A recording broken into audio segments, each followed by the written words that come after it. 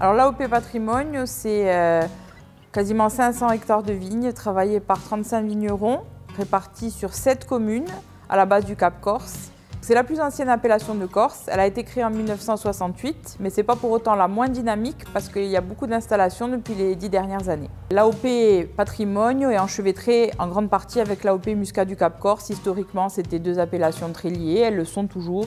Une grande partie des producteurs de patrimoine font aussi du Muscat du Cap Corse. Forcément, le vin, c'est en Corse en particulier, à Patrimoine aussi, une histoire de famille. Et chez nous particulièrement, on est la 5e génération. Je travaille avec ma sœur. Il y a toujours nos parents qui sont sur le domaine.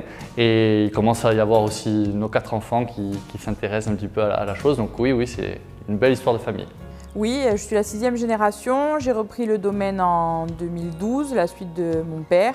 Je travaillais déjà avec lui depuis 2002. Et on est une des plus anciennes familles de vignerons de l'île. 1734. Depuis 1870, donc un peu plus de 150 ans. Le Nieluccio, évidemment. Si j'étais un cépage, je serais le Nieluccio, c'est le cépage emblématique de Patrimoine, qui a du caractère et qui s'adapte un peu à toutes les situations. Ce partage. Qui se boit bien, qui se reboit volontiers. Voilà. Blanc. Ça dépend un petit peu des occasions et des saisons.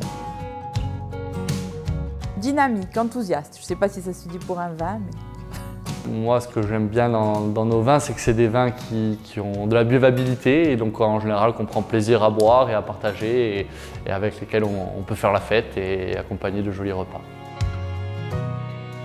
Dumaledou de Delfina Girolem.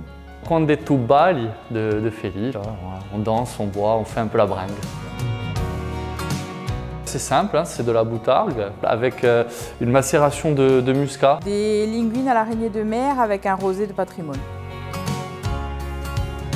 Faire le tour un peu de la propriété, voir si tout va bien avec les gars qui bossent avec moi. Alors de rituel, il n'y en a pas vraiment puisque ça va dépendre des saisons. Chaque jour est différent quand on est vigneron. Un jour on a la vigne, un jour on a la cave. En ce moment, là, c'est la saison après les vendanges, c'est une saison un petit peu plus calme. Donc là, en ce moment, c'est arriver au domaine, petit café avec ma sœur et Alexis, notre employé. Et puis voilà, on se répartit un petit peu les tâches de la journée.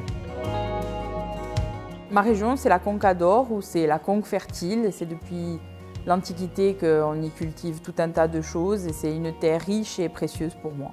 Le Neb est aussi une région qui est diverse puisqu'elle va allier la terre et la mer. Donc on va avoir tout le golfe de Saint-Florent avec toutes les activités balnéaires et aquatiques qui s'y apportent. Et à la fois la terre avec l'agriculture et la montagne aussi et toutes les activités qui vont avec. Donc on a vraiment cette alliance-là de terre et de mer.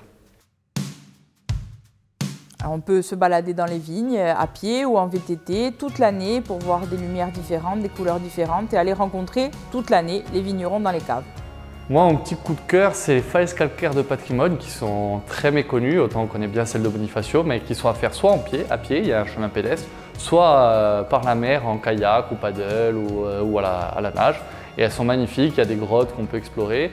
Et derrière, une fois qu'on a fini ces falaises, on peut retourner dans les vignes pour des dégustations ou des balades.